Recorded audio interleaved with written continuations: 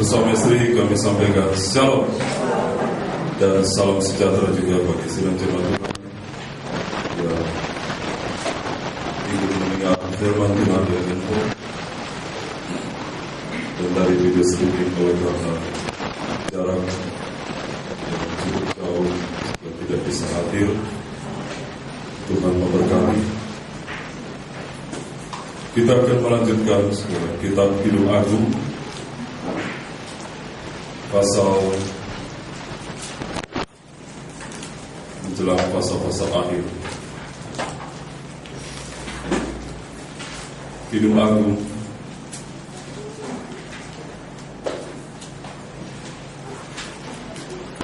fokusnya tidak bisa karena kita menggunakan genset.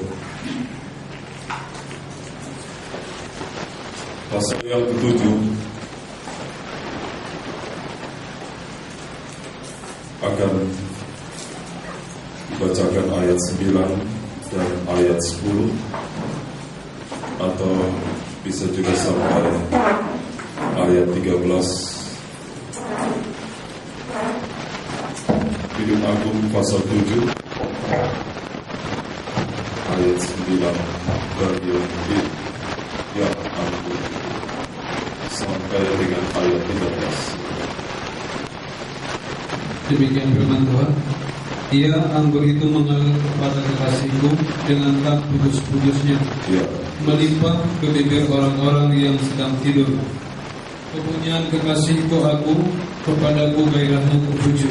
Ya, ini mulai di sini sampai sini bisa jelas. Jangan terlalu dekat dengan mulut saya. Sekitar sini. Saudara, mulai dari ayat 9 bagian B itu adalah kata-kata dari mempelai wanita kepada mempelai wanita, kepada mempelai pria. Itu dimulai dari ayat 9 bagian B. May the wine go straight to my lover. Mulai dari situ sampai dengan ayat 13 adalah kata-kata dari mempelai wanita. Ayat 10 tadi sudah bacakan ya. Kepunyaan kekasihku aku, kepadaku gairahnya tertuju. Oke, ayat 11 mungkin nanti Alkitab di Boloran bahasa Inggris akan dibacakan ayat 11. Bahasa Indonesia dulu.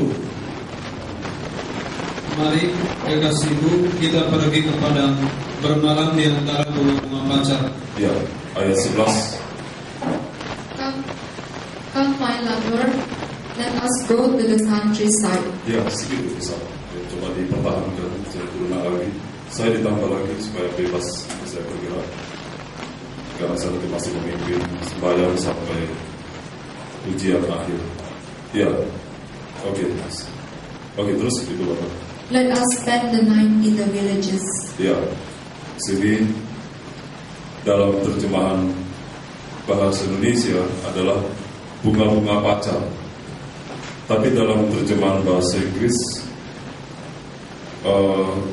terjemahan lain atau bahasa lama katakan villa ya, seperti desa, jauh dari keramaian kota, ke villa, lepas dari segala kesibukan di kota, ya di kota yang ditandai dengan tidak ada berhentian, selalu berputar, aktivitas itu terus giat, bahkan orang sudah tidur pun masih ada orang yang terus bekerja. Kalau di desa paling lama mungkin, kalau di daerah-daerah Pulau Jawa jam 8, jam 9 itu sudah tidur semuanya, ya sudah terlelap. Jam 8 baru pulang dari sawah.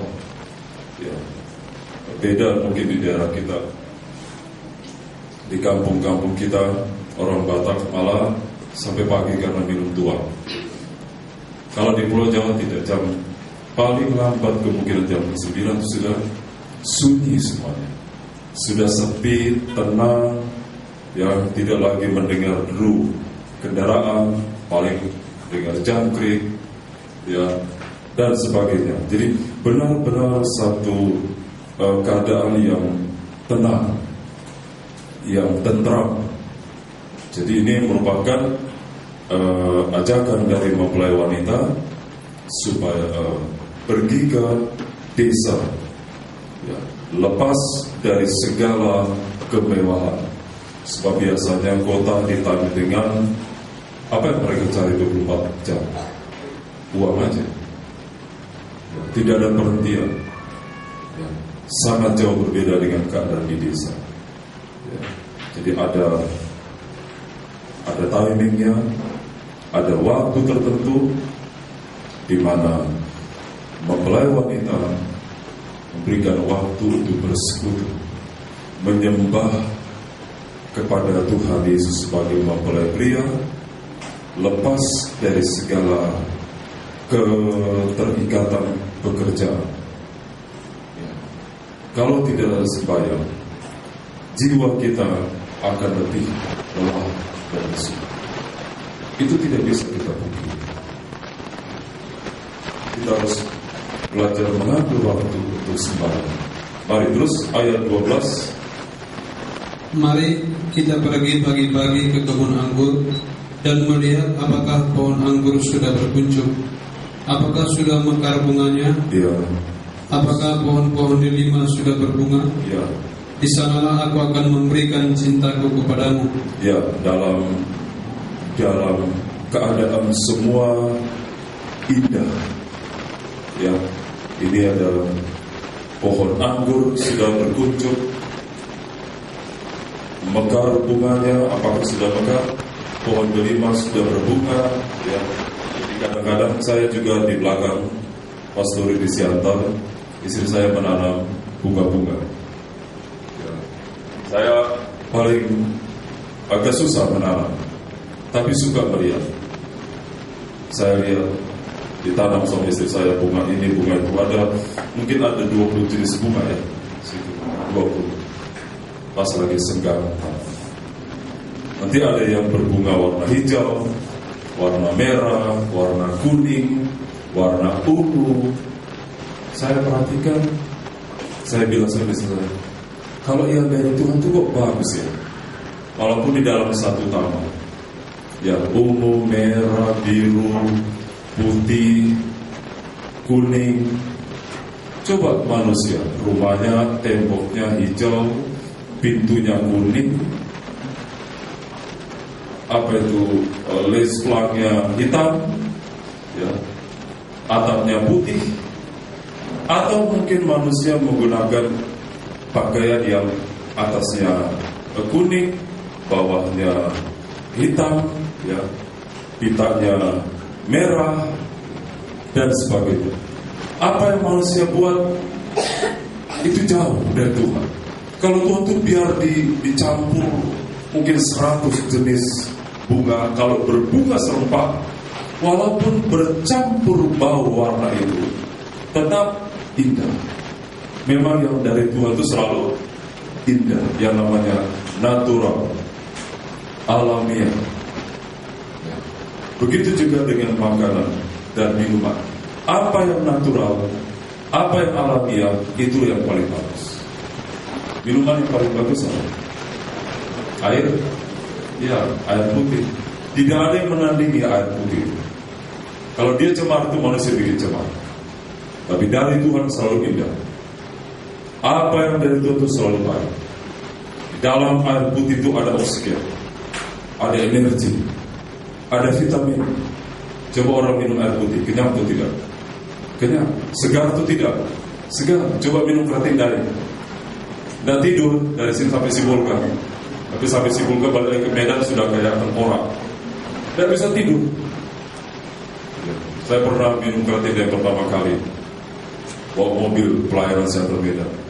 Bisa saya perhatikan, saya, aduh Pak, udah usah lagi dilanjutkan keratin. Memang enak, matanya melotot, tapi begitu waktu tidur gak bisa tidur. Obat yang paling indah dari itu adalah tidur, kecuali sebanyak. Tidur itu yang paling bagus. Di waktu manusia tidur, sel-sel yang rusak itu diperbaiki. Kemudian apa di sini memang Tuhan menginginkan sesuatu yang natural, yang asli. Kalau mau lihat yang asli itu di desa, itu asli. Mau lihat wanita cantik atau tidak, suruh dia ke desa. Nanti aslinya kelihatan. Karena sana tidak ada beauty salon, tidak ada salon kecantikan, tidak ada. Aslinya desa. Di desa itu semua asli. Makanan asli, minuman asli, rumahnya pun asli. Semua. Jadi kalau satu waktu nanti mempelai wanita dan dikatakan pergi ke kebun anggur, ke desa, di sana ada pohon anggur, ada pohon delima dan sebagainya. Di sana aku mencurahkan cintaku kepadamu, kata mempelai wanita kepada mempelai pria suri. Ya, ada satu saat nanti mempelai wanita itu membuktikan keasliannya, kemurnian pengikutannya kepada Tuhan. Ada pamrih atau tidak? Kalau kita ikut Tuhan sampai sejauh ini, apa motivasi kita ikut Tuhan? Satu waktu saya dikatakan oleh seorang Tuhan,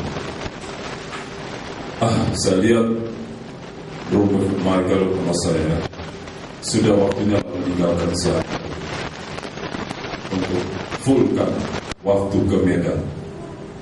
Ya, karena mereka melihat secara jumlah memang demikian. Tapi saya katakan kepada kawan saya dengan istri bukan bekerja, tapi kami mengabdi kepada Tuhan. Bekerja dengan mengabdi itu beda.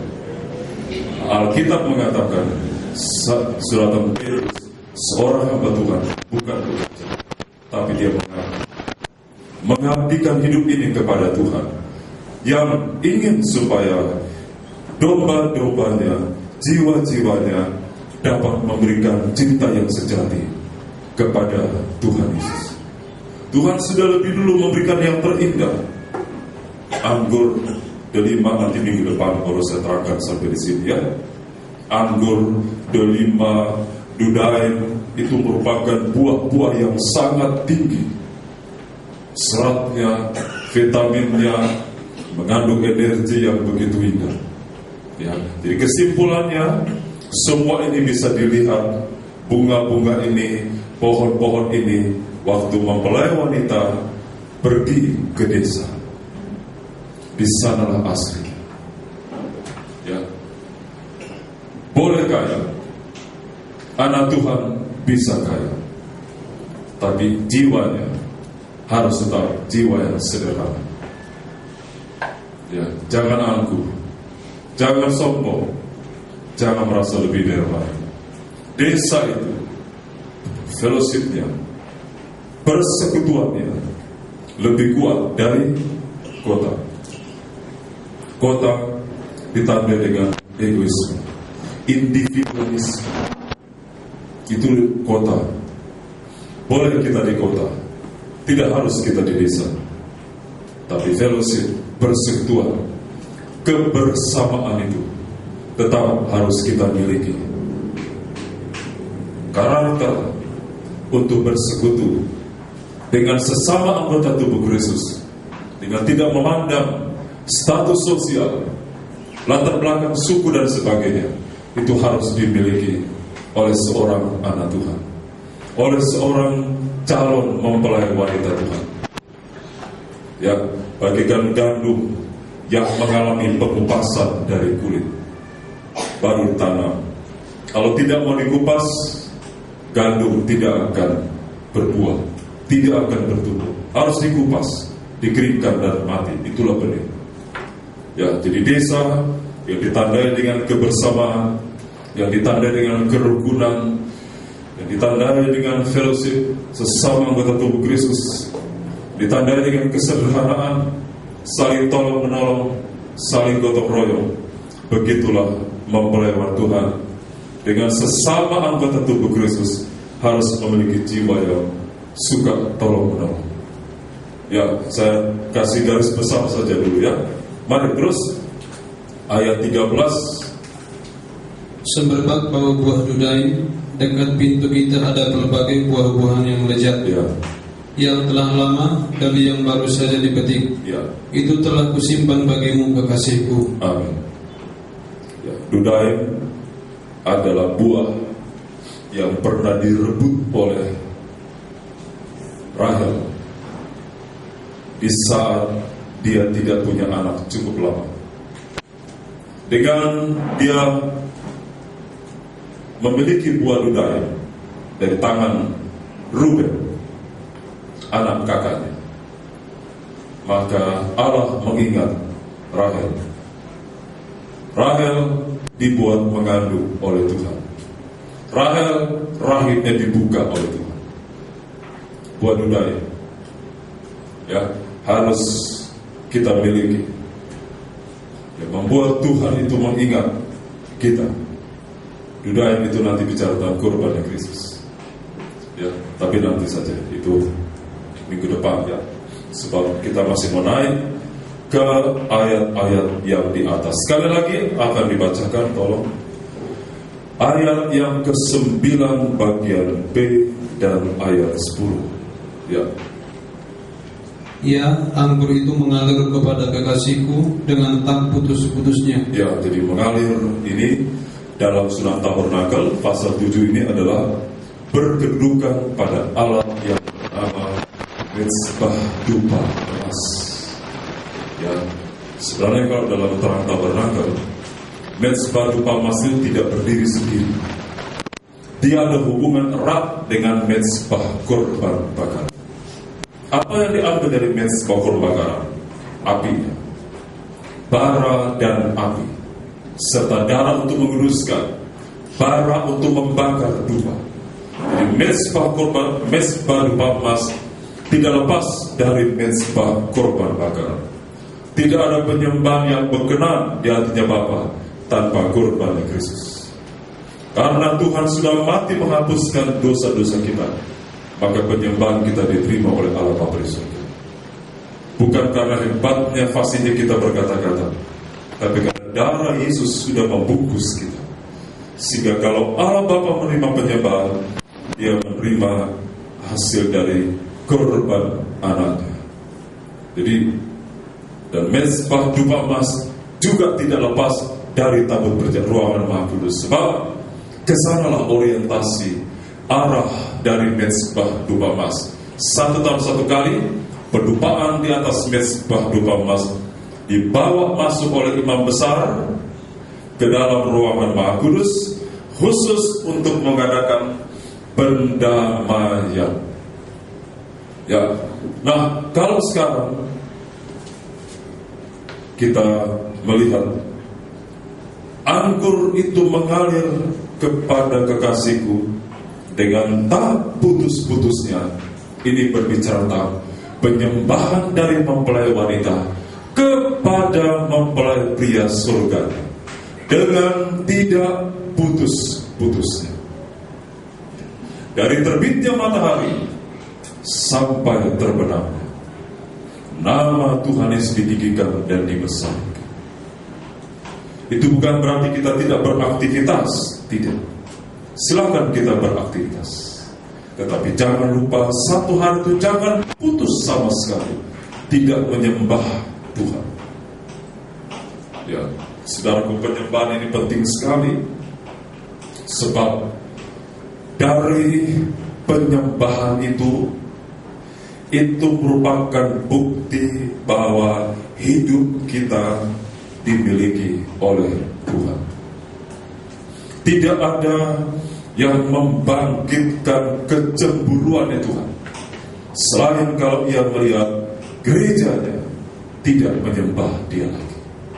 Ada apa sampai tidak menyembah Tuhan? Kalau ada orang mengatakan saya sibuk bekerja, sibuk mencari nafkah, sibuk mengejar uang. Saudara, sadar atau tidak sadar, apa yang kita cari itu sudah ada di antara kita dengan Tuhan. Dia ada di tengah-tengah itu. Berhala artinya berada di antara kita dengan Allah. Untuk apa berhala itu? Untuk merebut penyembahan yang harusnya kepada Tuhan. Saya hamba Tuhan harus mendidik. Barangkali di penyembahan ini yang dikecilkan. Padahal penyembahan itu merupakan satu-satunya nanti lolos dari zaman Antikris. Kita tidak mengapa membaca kembali Wahyu 11. Kitab Wahyu pasal yang ke-11.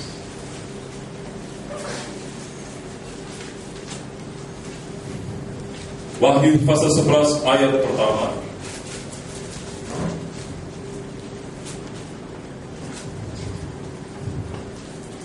Demikian firman Tuhan, dua saksi Allah. Ya. Kemudian diberikanlah kepadaku sebatang bulu seperti tombak pengukur rupanya, dengan kata-kata yang berikut: bangunlah dan ukurlah bait suci Allah dan mezbah dan mereka yang beribadah di dalamnya. Ya, yang beribadah di dalamnya. Dalam bahasa Belanda katakan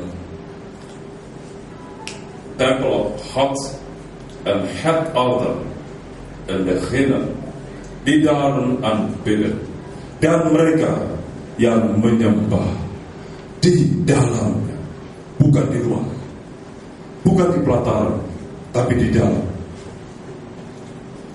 bait Allah, rumah Allah, mulai dari pintu kemah sampai ke ruangan Maha Kudus, itu semuanya bersuasana emas. Semua disalut dengan emas, mulai dari pintu kemah, dinding-dinding rumah Allah, semua dilapis dengan emas. 3 alat di dalam ruangan kudus, meja roti sajian, kaki dia emas, dan mezbah depan, itu semuanya suasana emas, diraih dengan 4 tiangnya, dan sampai dengan tabut perjanjian, itu dibungkus semua dengan emas. Emas itu bicara tentang kekayaan. Salah satu kekayaan dari anak Tuhan adalah diukur oleh Tuhan dari waktu yang ia berikan kepada Tuhan untuk menyembah. Jangan terlalu minim kita menyembah. Ya, tidak sampai 5 menit. Haleluya Tuhan. Oh, enak. Sampai ngantuk. Bukan waktu Tuhan jadi. Oh, enak.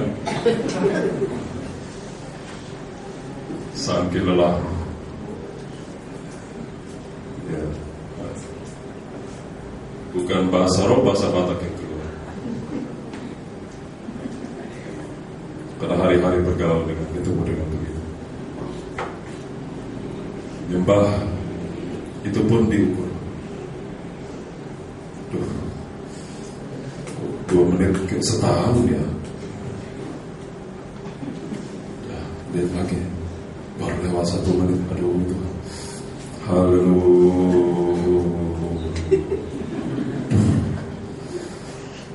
Yang heran ya, 5 menit menyembah, sepertinya malas jarum panjang itu bergerak.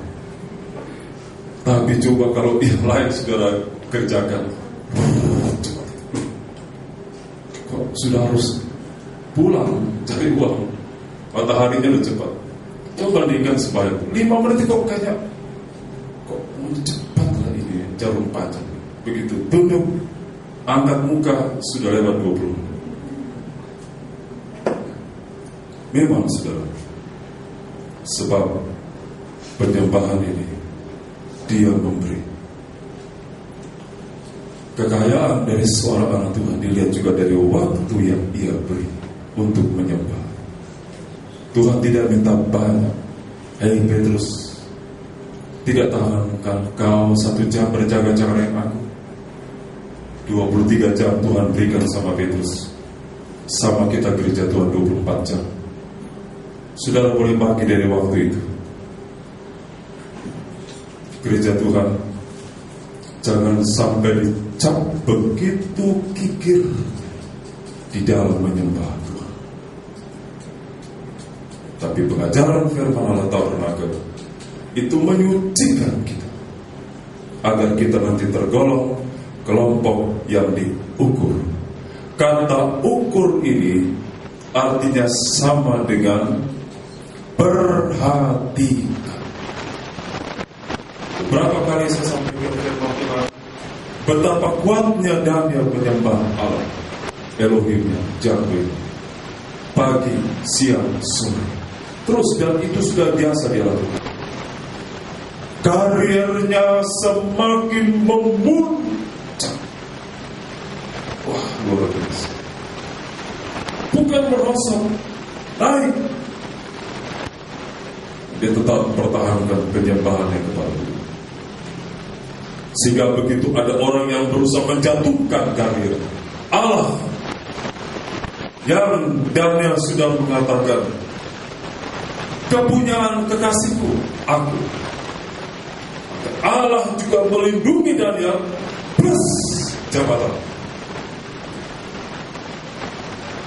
Tuhan berkuasa untuk menjaga. Sebab dari jabatannya itu, dia bisa mengangkat 3 kawannya, mempromosikan ketiga kawannya, Sadrak, Mesak, dan Abednego. Itu orang sembahyang. Hamba tentu kekuatannya di situ, di doa penyembahan. Bukan di besuknya, setelah Belanda besuk. Boleh besuk, itu karena sudah sangat harus kita turut tangan. Tapi yang paling kuat hamba Tuhan ada di ujung kaki Tuhan. Yang menyembah di situ. Saudara, dia memberikan hidupnya untuk dimiliki oleh Tuhan. Kalau seorang hamba tentu bisa menggenapi ayat tadi, kepunyaan Tuhan Yesus hidup, maka dia akan mendidik sidang jemaat juga untuk menyembah. Sama ini. Kuat hamba Tuhan menyembah, kuat juga jemaat menyembah Tuhan. Selamat hamba Tuhan dari amukan jamaah antikris. Selamat juga sidang jemaat yang Tuhan percayakan kepada. Selamat Musa, selamat bangsa Israel. Lolos Musa dari ancaman Firaun, lolos juga umat Israel yang memberikan dirinya digembalakan oleh Musa.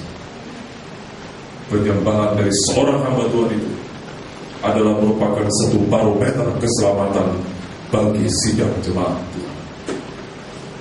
Kalau hamba Tuhan itu sudah menyembah dua, Yesus dan ilah sesembahan leluhur, maka jemaat itu akan kena imbas. Kesalahan dari Daud saat menghitung umat Israel, yang merupakan satu kebodohan di hadapan Tuhan. 70 ribu jiwa orang Israel tewas. Sampai Daud mengatakan, betapa bodohnya hambamu itu. Hukumlah aku, jangan domba-domba yang tidak tahu. Itu saudara. Jadi seorang hamba Tuhan harus dia kuat sembahyang. Tidak ada menyembah yang lain. Tidak, sudah lepas dari menyembah ilah-ilah leluhur. Sudah lepas menyembah Mammon dan hidup di dalam kekudusan bersama istri. Maka domba Tuhan itu aman di tangan Tuhan. Tidak ada yang dapat merampas satu domba itu, kecuali domba itu tidak mau mengikuti arahan dari gembala yang baik. Gembala yang baik adalah gembala yang mengikuti gembala agung, Tuhan Yesus, anak Allah yang Maha Tinggi, Allah pribadi. Saudara boleh baca dalam Alkitab, hidupnya tidak pernah lepas dari doa sembahyang.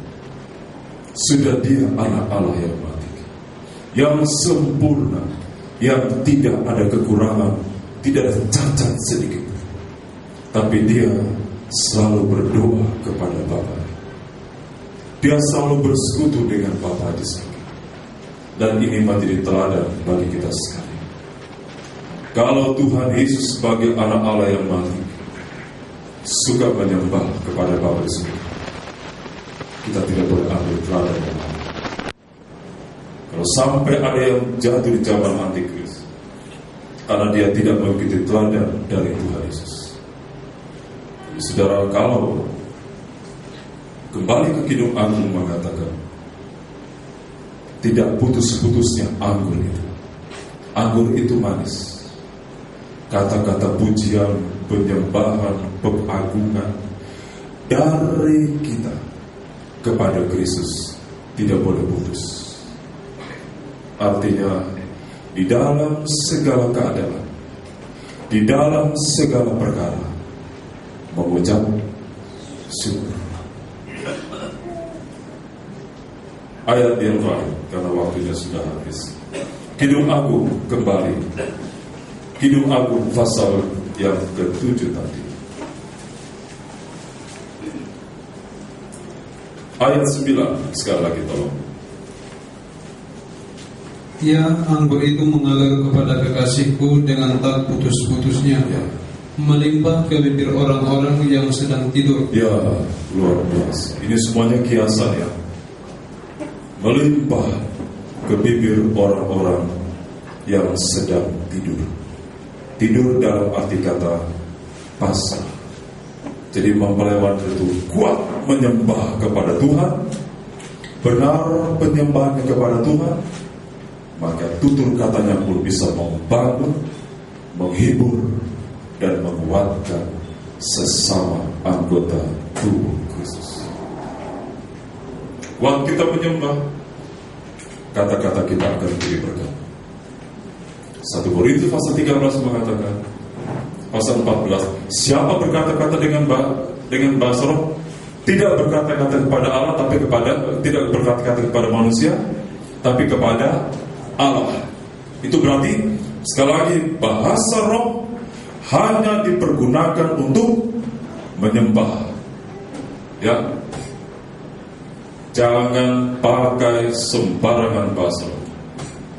Karena limpah sampai di pajak pun menawar itu pakai bahasa roh. Kebetulan yang jual itu orang Pantai Kosta. Turun inang harganya turun. Ya, karena melimpah. Ya kalau udah amin ya amin. Kalau udah amin tapi masih terus. Sampai sudah menyiapkan makan untuk anak-anak yang sekolah pun masih melimpah bahasa. Mama, apa ini? Ya terus. Ya. Kebenaran Roh Kudus dengan kesurupan beda. Iblis yang meniru kesurupan itu. Ya. Tapi mempelai Tuhan. Ayat mengatakan segala pasal 14. Orang yang menyembah dalam kepenuhan bahasa roh, dia tahu apa yang ada di sekitar. Dia sadar. Jadi sedang berkata-kata dengan Allah. Begitu dia beraktivitas, maka bahasa roh itu berhenti. Diganti dengan bahasa yang bernilai nubuat. Ini ayat yang terakhir, tidak mengapa. 1 Korintus pasal 14 sampai 1 Korintus pasal 14. 1 Korintus pasal 14 ayat 1. Silakan.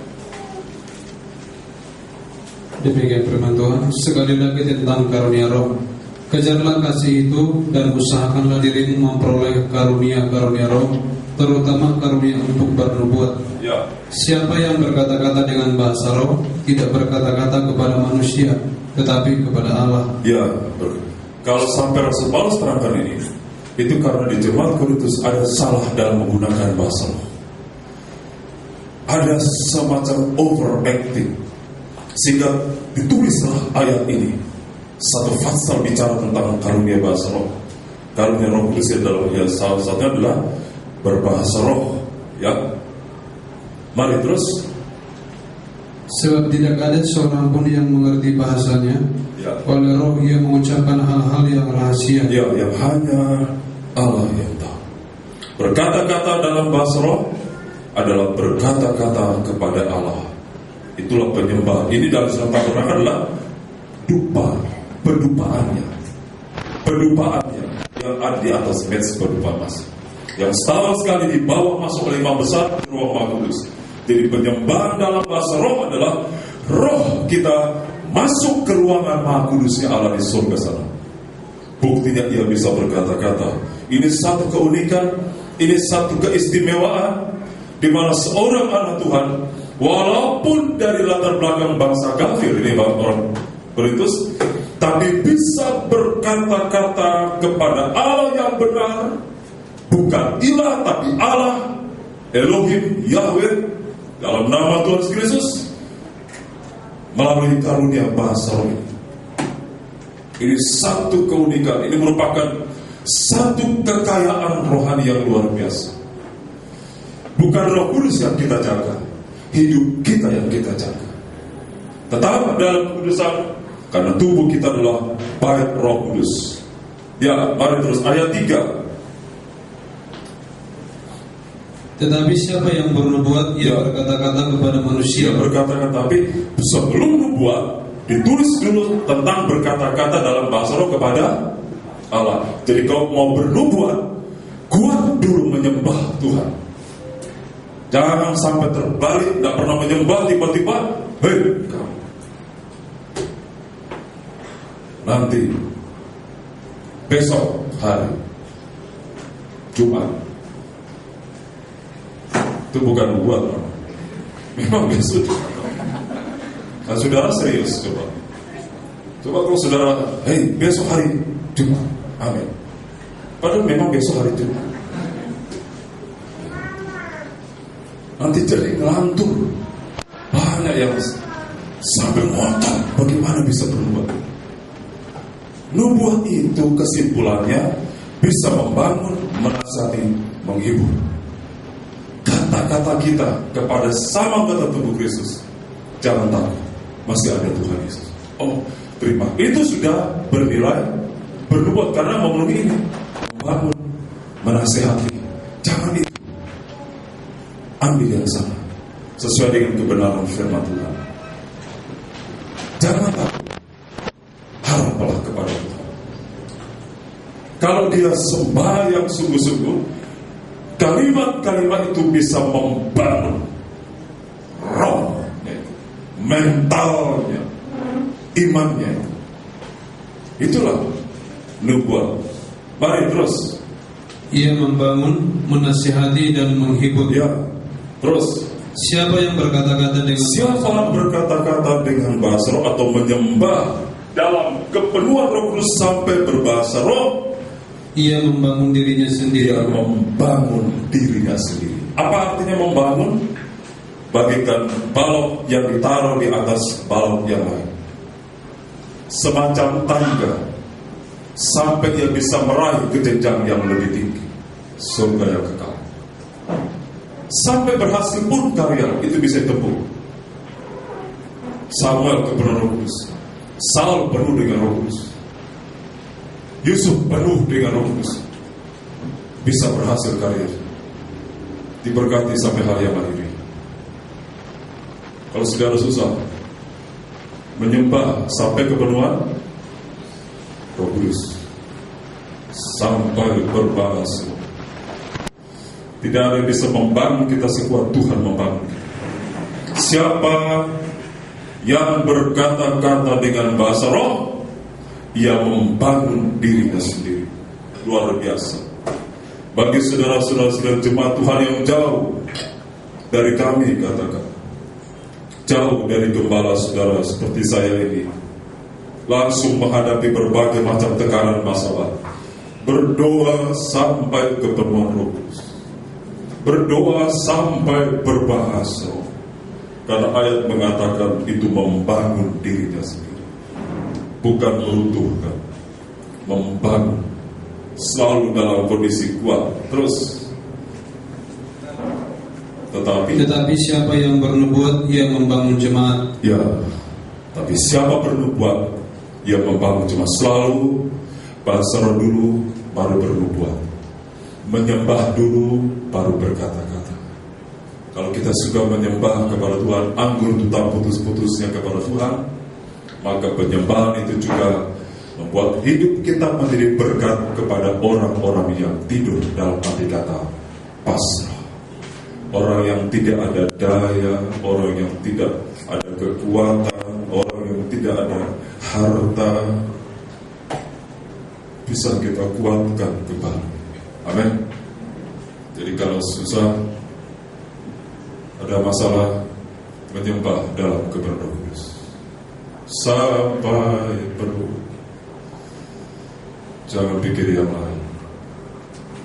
Rindukan selalu kebenaran kudus sampai roh kita kontak dengan rohnya Allah.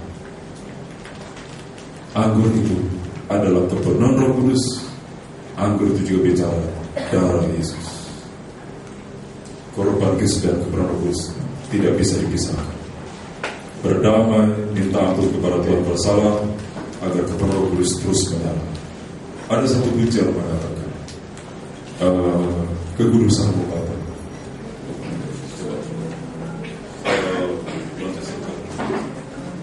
mari kita akan beruntuk tempat kita masing-masing. Kita akan menyembah.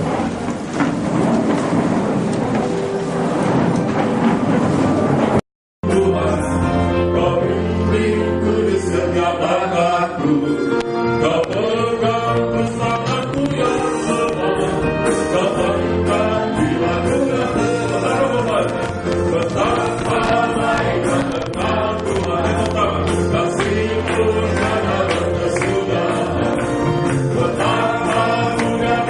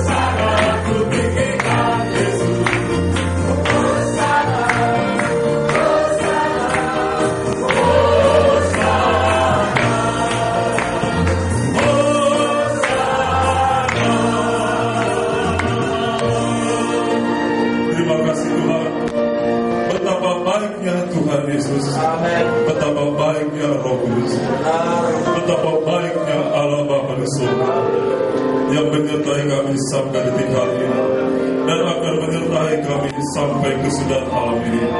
Sekali Tuhan menyertai kami, Engkau tetap menyertai kami. Engkau berjanji akan menyertai kami. Karena itu Engkau mengutus Roh Kudus-Mu untuk berjalan menyertai kami, memegang tangan-tangan kami Tuhan, menguatkan kaki-kaki kami yang goyah, memberikan kekuatan dan pengharapan. Jika kami takut, cemas menghadapi hari esok, Roh Kudus memberikan kepastian, Roh Kudus memberikan keyakinan bahwa ada Tuhan Yesus yang selalu menyertai kami. Betapa baiknya Engkau Tuhan. Tidak ada yang lebih baik dari Tuhan Yesus. Tidak ada yang mengasihi kami seindah Tuhan Yesus mengasihi kami. Terima kasih Tuhan, memberkati kami. Sidang jemaat-Mu sudah datang berbakti dengan segala perjuangan dan pergumulan. Tuhan memberkati. Kami percaya jika kami mensucikan dan dikuduskan, kami datang untuk mengabdikan hidup ini kepada Tuhan, maka jadilah kami tidak akan sia-sia. Berkati sidang jemaat-Mu sudah mendengar firman dari handphone. Berkati keluarga Bapak Agustinus Purba bersama istri dan anak di Pekanbaru. Berkati pelayanan di sana Tuhan. Roh Kudus yang akan menyertai dan memberikan kata-kata hikmat. Tuhan memberikan kekuatan. Berkati juga Dr. Juni dan keluarga yang ada di Medan. Berkati juga Bapak Evangelis George Sinaga bersama istri. Pakai mereka juga sebagai misionaris untuk menjangkau jiwa-jiwa. Berkati Bapak Kohwa, berkati Saudara Patrick, Jiton, berkati juga Ibu Lima, suami istri dari Pak Agus, berkati Bu Evra Artona, Ibu Tobing dan keluarga, Ibu Sida dan keluarga, Ibu Susan dan keluarga, Ibu Acing dan keluarga, Ibu Lena, Damai Florida, dan Tori Porsia dan Ruth, Angel, Emilia, Natalia, dan Albert, dan Evangelis Poli sudah menyerahkan firman-Mu. Tuhan memberkati. Berkati kami semua akan kembali ke tempat kami masing-masing dengan kuasa Roh Kudus. Demikian juga Tuhan sampai hari Minggu Roh Kudus mengumpulkan kami kembali. Berkati anak-anak sekolah Minggu, berkati guru-guru sekolah Minggu. Jam 4:30 sore kami boleh kumpul kembali. Berkati rencana Natal gabungan tanggal 25 Desember 2013 jam 1 siang di Gereja di Siantar. Roh Kudus mendahului, Roh Kudus memberikan segala biaya kami butuhkan. Tuhan buka jalan dalam nama Tuhan Yesus. Kami janji kami bernasar akan Tuhan lebih lagi bekerja Tuhan. Berkati hal dia juga dengan kekuatan kesehatan panjang umur. Roh Kudus kiranya berkurang, mengumpulkan nanti sidang jemaat-Mu dari Sumatera Utara, Pekanbaru, Nias, juga dari Jakarta, Bekasi, Bali, Kalimantan, mungkin tempat-tempat lain. Oh Tuhan, bahkan dari luar negeri, Tuhan juga ikut mendengar firman dan handphone dari video streaming. Tuhan mengumpulkan kami. Terima kasih Tuhan, Tuhan memberkati dalam masa bekerja usaha studi, mata pencarian juga buat kandungan sidang jemaat-Mu yang sedang mencari pekerjaan. Tuhan membuka jalan. Tidak ada perkara sukar bagi-Mu Tuhan. Asal kami belajar menanti dengan sabar. Berkati kami dengan pasangan hidup nikah di dalam Tuhan. Tuhan memberkati. Haleluya. Berkati anak-anak kami, balikan hati mereka mengasihi Tuhan dan taat kepada orang tua. Berkati kami semuanya. Terima kasih Tuhan. Akhirnya kasih pulang dengan berkat dari Allah Bapa, cinta kasih dari para Tuhan, kesertaan penyertaan kuasa Roh Kudus menyertai kita senantiasa, dan juga memberkati seluruh sidang jemaat Tuhan yang ikut mendengar firman dari handphone dari video streaming. Tuhan memberkati sama seperti Tuhan memberkati kami di sini. Di nama Tuhan sampai segala berkat tutup ibadah untuk malam hari ini. Haleluya. Amin. Selamat malam, Tuhan berkati. Shalom.